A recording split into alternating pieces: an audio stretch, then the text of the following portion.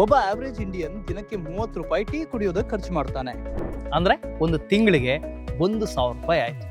ಇದೇ 1,000 ನಿಮ್ಮನ್ನು ಕೋಟ್ಯಾಧಿಪತಿ ಮಾಡ್ಬೋದು ಅಂತ ಒಂದಷ್ಟು ಜನ ಹೇಳ್ತಾರೆ. ಹೌದಾ, ಇದು ನಿಜಾನಾ? ಬನ್ನಿ ಲೆಕ್ಕಾಚಾರದ ಮೂಲಕ ನಿಮಗೆ ಹೇಳ್ತೀನಿ. ನೀವು ಈ 1,000 ರೂಪಾಯಿಯನ್ನು ಮ್ಯೂಚುವಲ್ ಫಂಡ್ನಲ್ಲಿ ಇನ್ವೆಸ್ಟ್ ಮಾಡ್ತೀರಾ ಅಂತ ಅಂದ್ಕೊಳ್ಳೋಣ. ನಿಮ್ಮ ಗೋಲ್ ಇರೋದು 1 ಕೋಟಿ ಮಾಡಬೇಕು ಅಂತ. ಎಷ್ಟು ಟೈಮ್ನಲ್ಲಿ ಎಷ್ಟು ಇನ್ವೆಸ್ಟ್ ಮಾಡಿದ್ರೆ 1 ಕೋಟಿ ಆಗುತ್ತೆ? ಸಿಂಪಲ್ ಆಗಿ ಹೇಳ್ತೀನಿ ಕೇಳಿ. ಒಂದು ಆನ್ಯುವಲ್ ಇಂಟ್ರೆಸ್ಟ್ ರೇಟ್ 12% ಅಂತ ಅಂದ್ಕೊಳ್ಳಿ. 500 ರೂಪಾಯಿ ಇನ್ವೆಸ್ಟ್ ಮಾಡ್ತೀರಾ ಅಂತ ಅಂದ್ಕೊಳ್ಳಿ.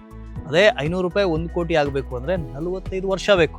ಅದೇ ನೀವು 1,000 SIP ಮಾಡ್ತೀರಿ ಅಂತ ಹೇಳಿದ್ರೆ ಅದು 1 ಕೋಟಿ ಆಗೋದಕ್ಕೆ 39 ವರ್ಷ ಬೇಕು. ಆಯಿತು, ಡಬಲ್ ಮಾಡೋಣ. 2,000 ರೂಪಾಯಿ SIP ಮಾಡ್ತೀನಿ. ಆ 2,000 ರೂಪಾಯಿ 1 ಕೋಟಿ ಆಗಬೇಕು ಅಂತ ಹೇಳಿದ್ರೆ 35 ವರ್ಷ ಬೇಕು. ಅದೇ ನೀವು 5,000 ರೂಪಾಯಿ SIP ಮಾಡ್ತೀನಿ ಅಂತ ಹೇಳಿದ್ರೆ 27 ವರ್ಷ ಬೇಕು. ಅದೇ ಡಬಲ್ ಮಾಡ್ತೀನಿ ಅಂದರೆ 10,000 ರೂಪಾಯಿ SIP ಮಾಡ್ತೀನಿ ಅಂತ ಹೇಳಿದ್ರೆ ಅದು 1 ಕೋಟಿ ಆಗೋದಕ್ಕೆ 21 ವರ್ಷ ಬೇಕು. ಸೊ ಇಷ್ಟರಲ್ಲಿ ಒಂದು ಪ್ಯಾಟರ್ನ್ ಕ್ಲಿಯರ್. ಏನು ಅಂದರೆ ನೀವು SIP ಅಮೌಂಟನ್ನು ಹೆಚ್ಚು ಮಾಡ್ತಾ ಹೋದ ಹಾಗೆ ನಿಮ್ಮ ಗೋಲ್ ತಲುಪುವಂಥ ಟೈಮ್ ಪೀರಿಯಡ್ ಇದೆಯಲ್ಲ ಅದು ಕಮ್ಮಿ ಆಗುತ್ತೆ. ಸೊ ಇಲ್ಲಿ ವೆರಿ ಇಂಪಾರ್ಟೆಂಟ್, ಇನ್ಫ್ಲೇಷನ್ ಬಗ್ಗೆ ನಾವು ಮಾತಾಡಿಲ್ಲ, ಹಣದುಬ್ಬರದ ಬಗ್ಗೆ ಮಾತಾಡಿಲ್ಲ. ಇವತ್ತಿರೋ 1 ಕೋಟಿ ಫ್ಯೂಚರ್ನಲ್ಲಿ ಅದ್ರ ವ್ಯಾಲ್ಯೂ 1 ಕೋಟಿ ಆಗಿರೋದಿಲ್ಲ. ಹಾಗಾಗಿ ಪ್ರತಿ ವರ್ಷ ನೀವು SIP ಮಾಡುವಾಗ 10%ನ ಟಾಪ್ ಅಪ್ ಮಾಡ್ತಾ ಹೋಗಿ, ಹೆಚ್ಚಿಸ್ತಾ ಹೋಗಿ. ಇದೇ ಥರದ ಇನ್ನಷ್ಟು ಇನ್ಫಾರ್ಮೇಟಿವ್ ವಿಡಿಯೋಗಾಗಿ ಗ್ರೋ ಕನ್ನಡ ಫಾಲೋ ಮಾಡಿ.